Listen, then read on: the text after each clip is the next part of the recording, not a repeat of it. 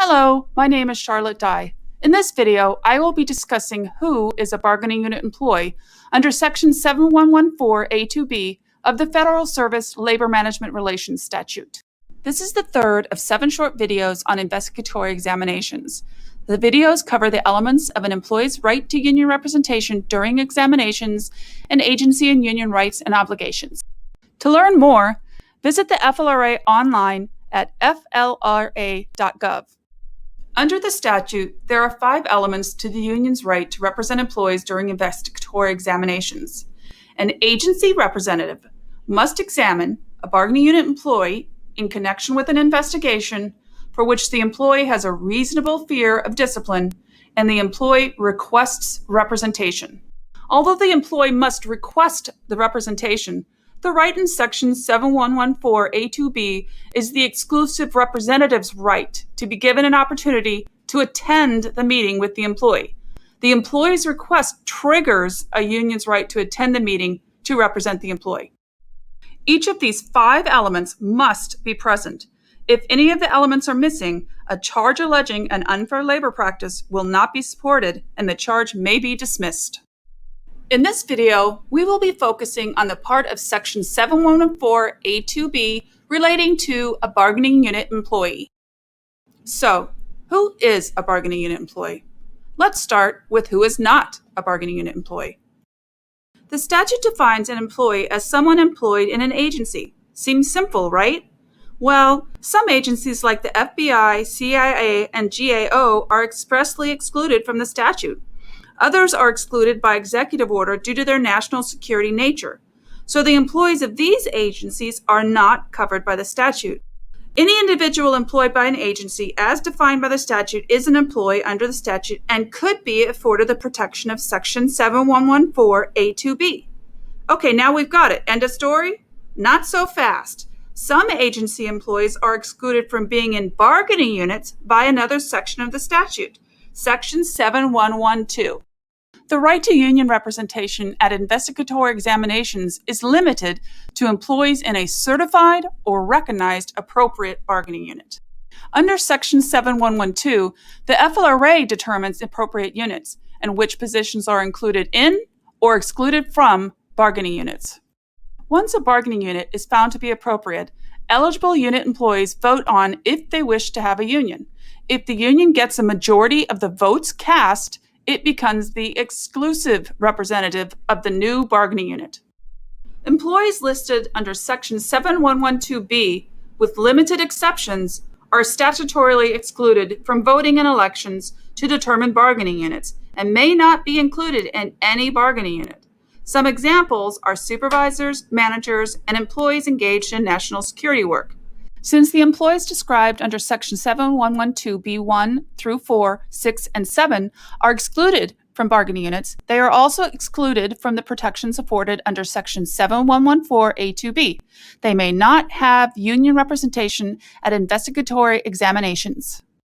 Now we know that an employee of an agency covered by the statute in a position not excluded under 7112B and in a bargaining unit may have union representation during investigatory examinations. And the right to representation applies to any employee in any bargaining unit. But what if an agency has bargaining units in some parts of the agency, but not others? Or has units represented by different unions? Who gets union representation and by what union? Let's say there's a department of trees with 3 divisions: deciduous, evergreen, and sacred trees. The employees of the deciduous division are unrepresented. The employees of the sacred trees division are represented by Union A, but in separate professional and non-professional units. The employees of the evergreen division are represented by Union B. We know that only employees in bargaining units may have union representation, so only employees in the agency divisions represented by Union A and Union B may have representation during investigatory examinations. Does this mean unrepresented employees may not have representation while employees in bargaining units may? Yes, that's exactly what it means. But what happens if an employee moves from the unrepresented division to a division represented by Union A?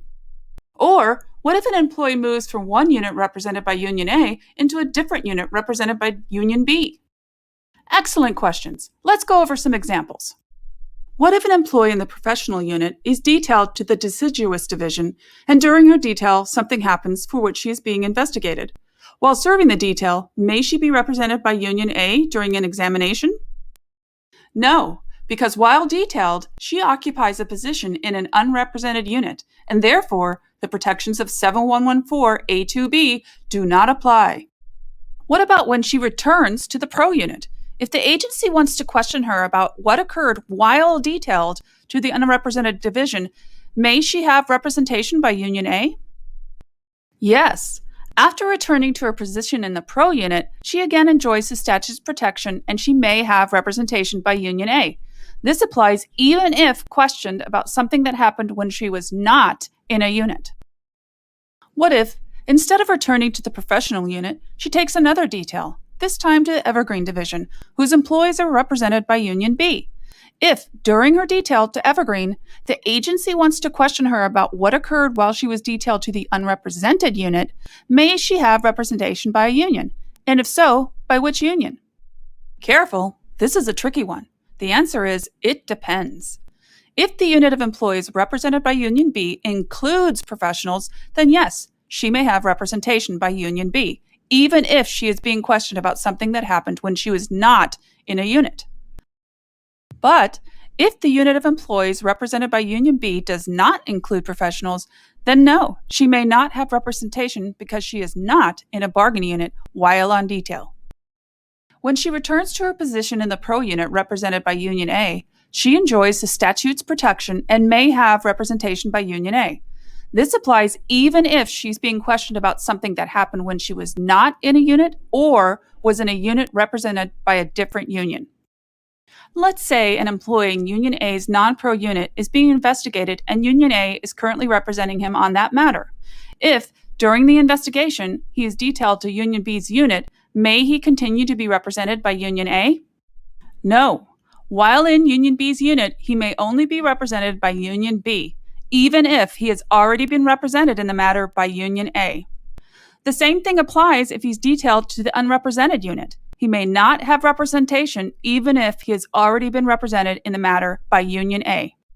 What if an employee in the unit represented by Union B is detailed to a supervisory position and something happens for which he's being investigated? While serving the detail, may he have representation by Union B during an investigatory examination? No, because while on detail, he is in a supervisory position and therefore the protections of 7114A2B do not apply. What about when he returns to his unit position? If the agency wants to question him about what happened during his time as a supervisor, may he have representation by Union B? Yes. Once he returns to his position in the bargaining unit, he may have representation by Union B, even for matters occurring while he was a supervisor. All of these scenarios and more have been raised to the authority. The authority has stated that the employee's bargaining unit status at the time of the investigatory examination is what matters for purposes of union representation.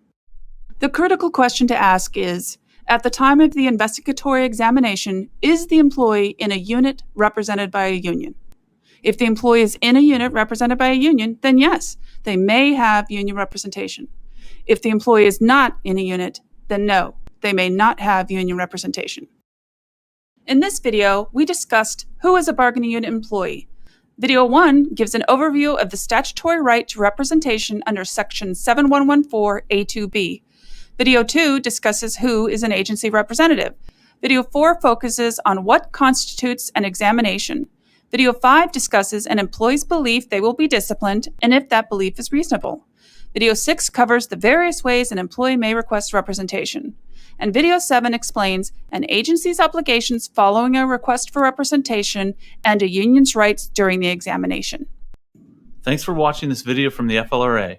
A survey link is in the description box below. We'd appreciate your feedback.